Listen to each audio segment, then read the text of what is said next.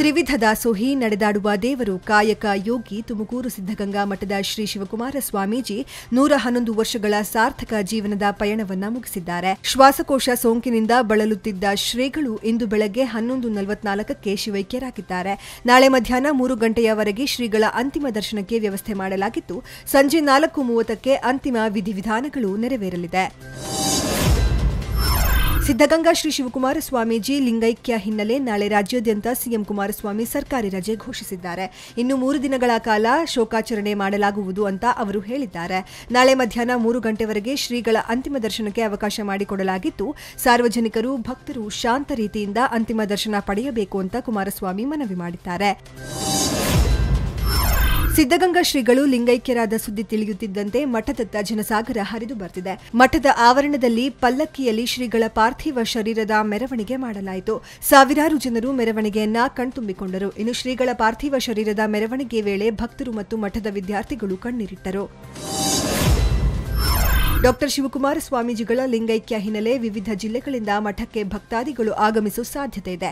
ಹೀಗಾಗಿ ನಿಗಮದ ವ್ಯಾಪ್ತಿಯ ವಿವಿಧ ಜಿಲ್ಲೆಗಳಿಂದ ತುಮಕೂರಿಗೆ ತೆರಳುವ ಭಕ್ತಾದಿಗಳ ಅನುಕೂಲಕ್ಕಾಗಿ ಹೆಚ್ಚುವರಿಯಾಗಿ 100 ಕೆಎಸ್ಆರ್ಟಿಸಿ ಬಸ್ಗಳು ಕಾರ್ಯನಿರ್ವಹಿಸಲಿವೆ ಅಂತ ಕೆಎಸ್ಆರ್ಟಿಸಿ ವ್ಯವಸ್ಥಾಪಕ ನಿರ್ದೇಶಕ ಶಿವಯೋಗಿ ಸಿ ಕಳಸದ್ ಹೇಳಿದ್ದಾರೆ. ಹೆಚ್ಚುವರಿ ಬಸ್ಗಳು ಇಂದು ಮತ್ತು ನಾಳೆ ಕಾರ್ಯಾಚರಣೆ ನಡೆಸಲಿದೆ. ಸಿದ್ದಗಂಗಾ ಶ್ರೀಗಳು ಶಿವೈಕ್ಯರಾಗಿದ್ದಕ್ಕೆ ರಾಷ್ಟ್ರಪತಿ ರಾಮನಾಥ್ ಕೋವಿಂದ್ ಸಂತಾಪ ಸೂಚಿಸಿದ್ದು, ಸಮಾಜಕ್ಕೆ ಸಿದ್ದಗಂಗಾ ಶ್ರೀಗಳ ಕೊಡುಗೆ ಅಪಾರ ಅಂತ ಟ್ವೀಟ್ ಮಾಡಿದ್ದಾರೆ. ಪ್ರಧಾನಿ ಮೋದಿ ಕೂಡ ಸಿದ್ದಗಂಗಾ ಶ್ರೀಗಳಿಗೆ ಸಂತಾಪ ಸೂಚಿಸಿದ್ದು, ಅವರನ್ನ ಭೇಟಿಯಾಗಿದ್ದ ದಿನಗಳನ್ನ ಮೆಲುಕು ಹಾಕಿದ್ದಾರೆ. ಇನ್ನು ಎಐಸಿಸಿ ಅಧ್ಯಕ್ಷ ರಾಹುಲ್ ಗಾಂಧಿ, ಕೇಂದ್ರ ಗೃಹ ಸಚಿವ ರಾಜನಾಥ್ ಸಿಂಗ್ ಕೂಡ ಸಂತಾಪ ಸೂಚಿಸಿದ್ದಾರೆ.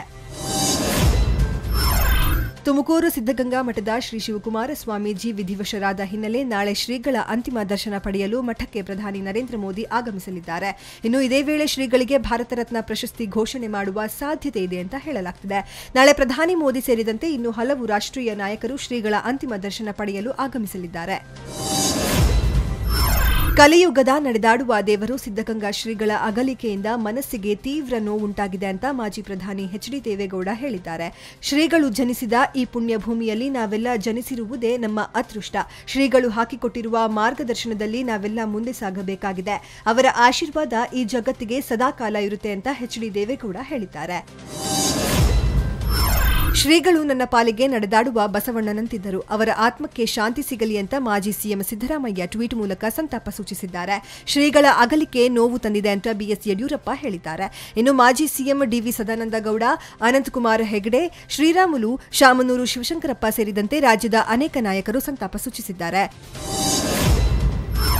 ಸಿದ್ದಗಂಗಾ ಶ್ರೀಗಳು ವಿಧಿವಶರಾಗಿದ್ದಕ್ಕೆ ಕನ್ನಡ ಚಿತ್ರರಂಗದ ಕಲಾವಿದರು ಸಂತಾಪ ಸೂಚಿಸಿದ್ದಾರೆ. ಶ್ರೀಗಳು ಇಂದು ಇಹಲೋಕ ತ್ಯಜಿಸಿದ್ದಾರೆ. ಅವರ ಆತ್ಮಕ್ಕೆ ಶಾಂತಿ ಸಿಗಲೆಂದು ಭಗವಂತನಲ್ಲಿ ಪ್ರಾರ್ಥಿಸೋಣ ಅಂತ ನಟ ಸುದೀಪ್ ಟ್ವೀಟ್ ಮಾಡಿದ್ದಾರೆ. ಶ್ರೀಗಳು ದೈಹಿಕವಾಗಿ ಅಗಲಿದ್ದರೂ ಎಲ್ಲರ ಮನೆ ಮನಗಳಲ್ಲಿ ಅವರು ಭದ್ರವಾಗಿ ನೆಲೆಸಿದ್ದಾರೆ ಅಂತ ನಟ ದರ್ಶನ್ ಟ್ವೀಟ್ ಮಾಡಿದ್ದಾರೆ. ಇನ್ನು ನಟ ಜಗ್ಗೇಶ್, ಉಪೇಂದ್ರ, ಪುನೀತ್ ರಾಜ್ಕುಮಾರ್ ಸೇರಿದಂತೆ ಹಲವರು ಸಂತಾಪ ಸೂಚಿಸಿದ್ದಾರೆ. ಸಿದ್ದಗಂಗಾ ಶ್ರೀಗಳು ಶಿವೈಕ್ಯರಾದ ಹಿನ್ನೆಲೆ ನಾಳೆ ಚಿತ್ರೋದ್ಯಮವನ್ನ ಸಂಪೂರ್ಣ ಬಂದ್ ಮಾಡುವುದಾಗಿ ಚಲನಚಿತ್ರ ವಾಣಿಜ್ಯ ಮಂಡಳಿ ಅಧ್ಯಕ್ಷ ಚಿನ್ನೇಗೌಡ ಹೇಳಿದ್ದಾರೆ. ನಾಳೆ ಚಿತ್ರೋದ್ಯಮ ಸಂಪೂರ್ಣ ಬಂದ್ ಆಗಲಿದ್ದು, ಸಿನಿಮಾ ಪ್ರದರ್ಶನ ಮತ್ತು ಶೂಟಿಂಗ್ ನಡೆಯುವುದಿಲ್ಲ. ಕಾಯಕ ಯೋಗಿಗೆ ಗೌರವ ಸಲ್ಲಿಸಲು ಬಂದ್ ನಿರ್ಧಾರ ತೆಗೆದುಕೊಂಡಿರುವುದಾಗಿ ಚಿನ್ನೇಗೌಡ ಹೇಳಿದ್ದಾರೆ.